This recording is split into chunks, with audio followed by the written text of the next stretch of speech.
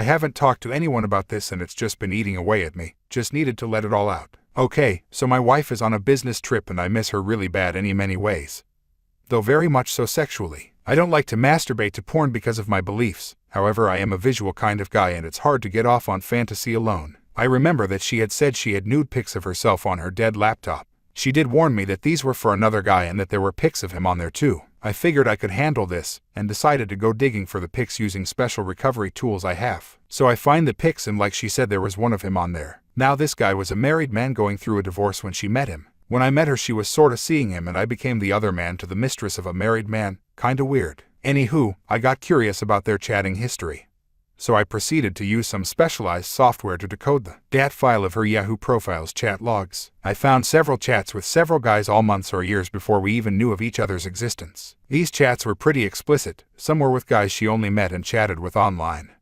Some with guys she knew in person. I found some that indicated she had been with 2 guys at once, something she had never told me about. In the chats with the married dude, I found out more information than I care to know about their sexual relationship. He lived a long ways away BTW and she visited him and they had sex. I also found out that she had sex with an acquaintance of ours and screamed the married dude's name when the guy was inside of her. I already hated this acquaintance. Now I hate him more. She had told me early in our relationship that she had been raped by her first HS boyfriend. I of course was just glad she was comfortable telling me and trusted me enough to do so. I didn't ask for details. I found in the chats with her married dude that she wasn't raped vaginally. She was still a virgin when it happened, but rather anally. She told her BF she wasn't ready and so he anally raped her. She never told me this. We had tried anal before and she was nervous about it though she suggested it. And now it makes sense why she was nervous. Had I known I would probably never have agreed for fear of bringing up traumatic memories. I read a lot of the chats, but ended up stopping because I was getting sick to my stomach due to the thought of some other guy being inside of her. I know this is stupid because this was all way before we met, and she had told me about some things but didn't go into detail. Though I also at one point said that I didn't really want to know or hear about her past encounters, just kinda made me uncomfortable. I was a virgin when I met her, so I don't really have any past experiences to worry about. She was the second girl I ever kissed. And the second ever BJ. She also did tell me about the 2 guys incident in person. It somehow came up in pillow talk after sex. Turns out she was in bed with 2 guys and told them she felt like a slut and made one get out. He watched while the other had her. Again, I know this is stupid of me but I can't stop thinking about her and some other dude going at it. I realize this is my own feelings of inadequacies and that it is my own problem. Not hers. I am getting over it but it's rough. Update for anyone interested. We were talking last night and we ended up on the topic of our past encounters. Not sure how it started, but I think it had to do with the married dude calling her up out of the blue first time she'd talked to him on the phone since we got married. She only talked to him for a few seconds, said he was babbling about something and had no clue what he was talking about. I remained perfectly calm through it all. We had a great heart-to-heart and we talked about pretty much everything I had discovered, even the 2 guys thing. Better explained, I didn't tell her I already knew. Just let it come from her. I did let her know about my insecurities and fears that I won't be good enough or something. She assured me that has no grounds in reality. I even asked her why she ended up choosing me over the person she was already involved with. She explained that right off the bat she could tell that I could love her more and be a better man that she needed than he could. Because of his broken heart for his soon-to-be ex-wife, she knew that he could never give her the love that I could.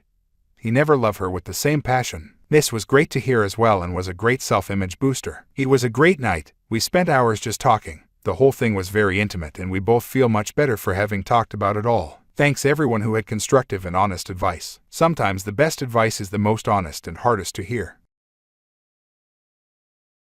Fiancé 28 male wants to end our relationship because I 27 female didn't choose him first.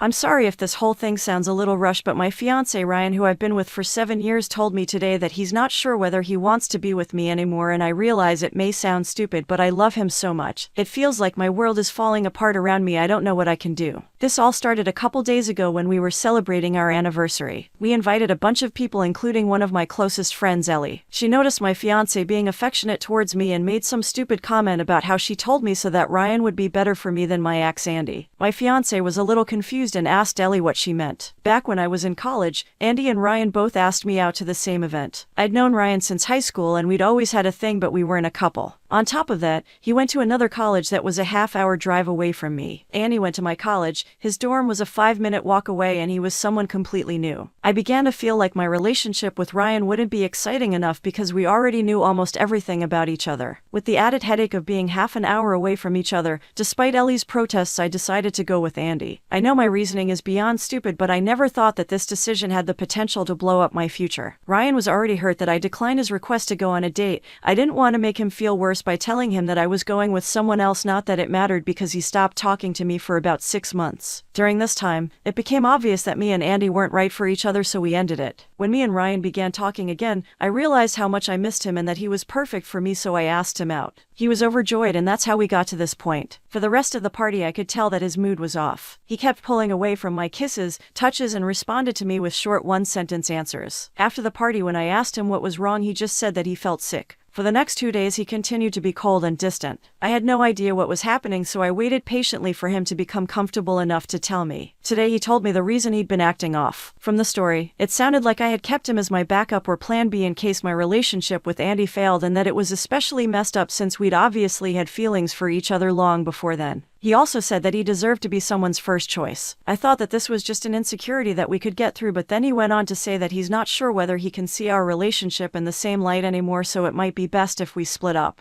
I pleaded with him that we don't need to take it that far and that we should go to counseling or even just live separately for a few days while he thinks about whether this is what he actually wants. So far, he hasn't said anything except that he absolutely refuses to go to therapy. I can tell that this is weighing on him heavily because he's been drinking more than usual, but I don't know what to say to make him feel better. We've had a beautiful relationship. He's never been overly jealous or possessive, and although neither of us are perfect, I couldn't ask for a more loving, respectful, intelligent, and charming soon-to-be husband. I don't understand how all of that could come to an end for a foolish mistake that I made 7 years ago. I don't know exactly what I'm looking for by posting on here, but if anyone has any advice, please let me know.